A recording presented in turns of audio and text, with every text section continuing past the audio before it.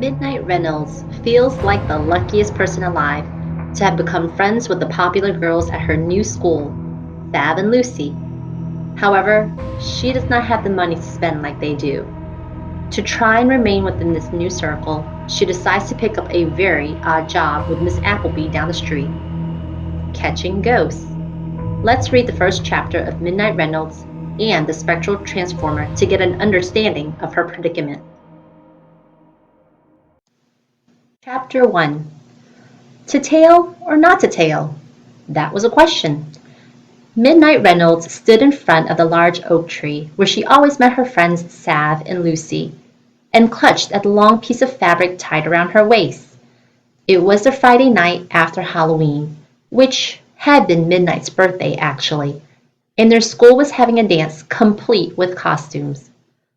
Definitely a tail, she finally decided. She tightened the fabric around her waist and smoothed down the furry mouse pants her mom had made, making sure her glasses were in the pocket. Thanks to a dry eye condition that prevented her from wearing contact lenses, she needed glasses to see at a distance. Unfortunately, when the plain wire frames were combined with her straight dark hair, sludge green eyes, and snub nose, they made her look like a goblin. But Midnight carried them for extreme emergencies. The school was dark, apart from the gym, which was glowing with lights. The doors hadn't opened up yet, and despite the cool night, several groups of boys were running around in short sleeves, screaming and yelling. The girls huddled together in clumps, pretending to ignore them. It reminded Midnight of a nature documentary. As she waited, a familiar buzzing hummed in her ear. Midnight flinched. She first started hearing the noise just after they moved to Barry, and had thought it was a power tool. The next time it had happened, she assumed it was her sister Taylor's phone ringing with a new and really annoying ringtone. But after the rest of her family didn't blink an eye, Midnight realized that whatever it was, no one else could hear it, which was weird and creepy. She'd been ignoring it ever since. There was still no sign of Sav and Lucy. She glanced at the time on her phone. What if Sav hadn't forgiven her? The whole argument had started over Logan Johnson, a boy that Midnight didn't even like. Well, not like that, but Sav did like him like that. She had been furious when Logan had called Midnight to ask for help with their science quiz. The result was that Sav and Lucy had ignored Midnight for 2 days. Thankfully, just before second period, Lucy texted to say that Midnight could go to the dance with them, and that they decided to dress up like mice, hence the costume. What if they'd sent her the text just to trick her? Her stomach churned. It wouldn't be the first time she'd been humiliated. At her old school in Texas, Midnight had been teased mercilessly for her strange name and lack of money. Even thinking about the sneers and the teasing laughter caused a lump to form in her throat. But last year, her mom had inherited the house in Barry from her Aunt Glenda, and they'd moved to West Virginia for a fresh start. Fresh nightmare was more like it. Not only had her mom started dating Phil, a mechanic with a bizarre hobby of dressing up like a Viking, complete with chainmail and strange leather boots, but that was when the weird noises had started, the ones she refused to think about. "Hey, what are you doing out here?" someone said, and Midnight jumped before turning to see Tabitha Wilson. As usual, Tabitha was all in black and wore her default smirk. They weren't exactly friends, but yesterday Miss Henderson had paired them up for a local history project. Midnight frowned. "Waiting for friends. Anyway, why are you here? I didn't think a school dance would be your thing." Tell me about it. My mom's worried that I don't have enough school spirit. So it was either this or joining a sports team. Tabitha shuddered before pulling out her phone and bringing up a game. But don't worry, I have no intention of dancing. I'm just going to sit by myself and level up on zombie cheerleaders. So, are we still on for tomorrow to start the project? I could come to your house if you like. Actually, could we go to yours instead? Midnight said out of habit. Her mom ran a vegetarian lifestyle vlog called Vegalicious, and Saturday was filming day. That meant anyone who happened to wander into the kitchen found themselves somehow involved. Or the library. We could just meet there. The public library on a Saturday? Tabitha shuddered, ugh, sending her black hair out in all directions. No thanks. Far too many kids and oldies. But you could always come to my place. Oh, that would be great. Cool. I'll text you the address and time, Tabitha said before walking toward the dance. There was still no sign of her friends, and Midnight chewed her lip as she studied her phone. Should she text them? Or would that make it worse? She hit the screen, but before she could bring up Sav's number, a flash of bright white light flickered up from the side of the school like static electricity. She stiffened. It was coming from the side of the school that was dark and closed for the night. Midnight rubbed her eyes, but the building was about 40 feet away and her lousy focus didn't improve. There were still a few huddles of parents talking among themselves, but no one else seemed to have noticed it. There was another flash, this time accompanied by a buzzing sound more intense than she'd ever heard. It was as if a swarm of bees had been let loose right in her ear. Goosebumps traveled along her skin, and she rubbed her arms, suddenly pleased to be wearing the extra layer of fake fur.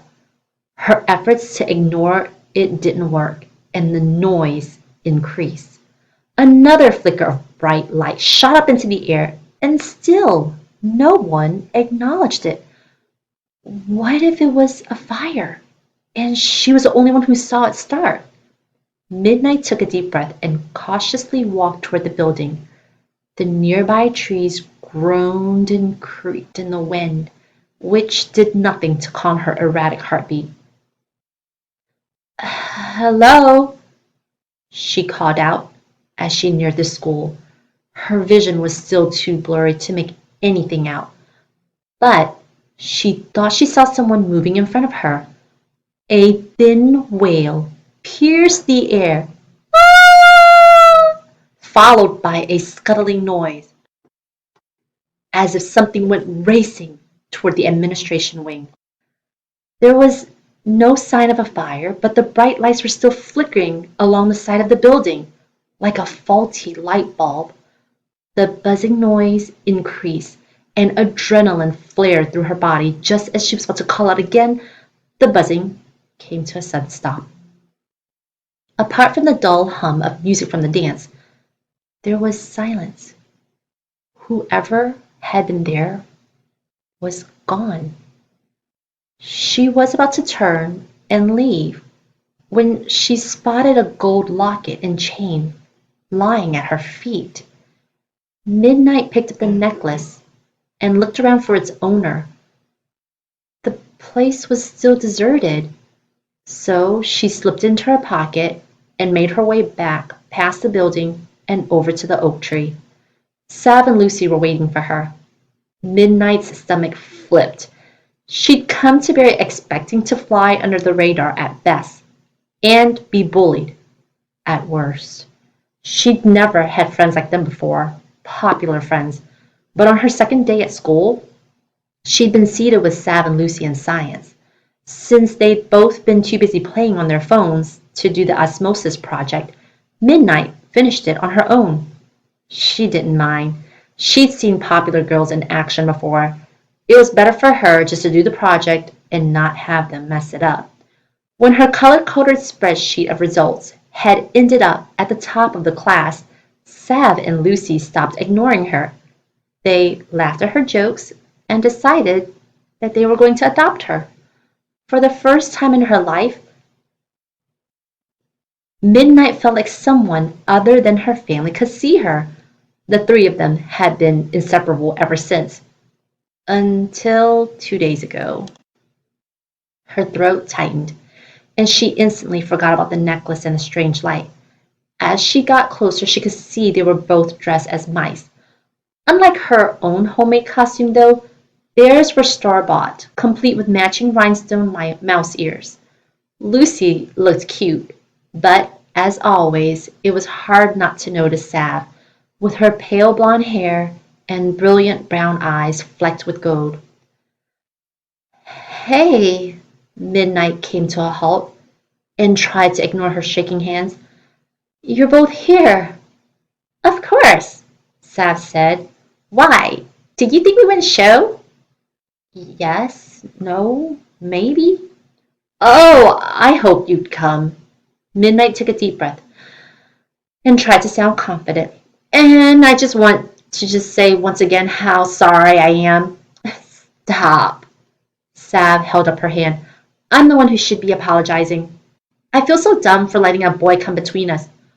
So you believe that I don't like Logan? Midnight stammered as her breath caught in her chest. Because I have a very long speech prepared to prove it to you, and you don't need the speech, Sav said. I'm really sorry, Midnight. I should never have given you the silent treatment. I can't believe I thought I liked him. I'm totally over that. Please tell me that you forgive me. Oh, of course, Midnight said, relieved. There's nothing to forgive. I'm just happy that we're all okay again. Lucy grinned. Actually, we're better than okay. Tell her about the skiing. Skiing? Before this year, Midnight had spent her entire life in Texas, which meant she knew as much about skiing as she did about astral projection. Nothing. My dad's rented a chalet in Rush Valley for the first week of January, and I'm allowed to invite you and Lucy.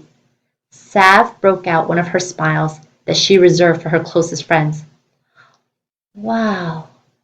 The idea that she had just been invited to go skiing with Savannah Hansen, the most popular girl at school, was unbelievable. It was amazing. It was magical. So, will you be able to come? Sav and I have already worked out a list of all the things we'll need to buy, and it shouldn't cost more than $200. $300 tops. Oh, it was expensive. Her stomach dropped. Her family never had much money, and with her mom and Phil's upcoming wedding, they were on a budget. Midnight guessed that skiing wouldn't fall into the budget category. What's wrong? Lucy's eyes narrowed. Don't you want to go? Oh, of course I do. More than anything, Midnight said. Besides, it was only money. She'd figure out a way around it. That's great. Sav pulled out her phone. We need to take a photo and then we can go and dance. Sav's excitement was contagious, and Midnight leaned into the shot. She didn't care what she had to do to find the money. As the camera flashed, Midnight remembered the strange lights over by the school building, but she pushed it from her mind. Right now, all that mattered was Sav and Lucy were still her friends, and she grinned as the three of them headed into the dance. Will she be able to earn enough money to go on the ski trip with her friends? Or will she become a nobody again? Read Midnight Reynolds and the Spectral Transformer by Katherine Holt through your EBSCO Host app that can be found on your OneLink account.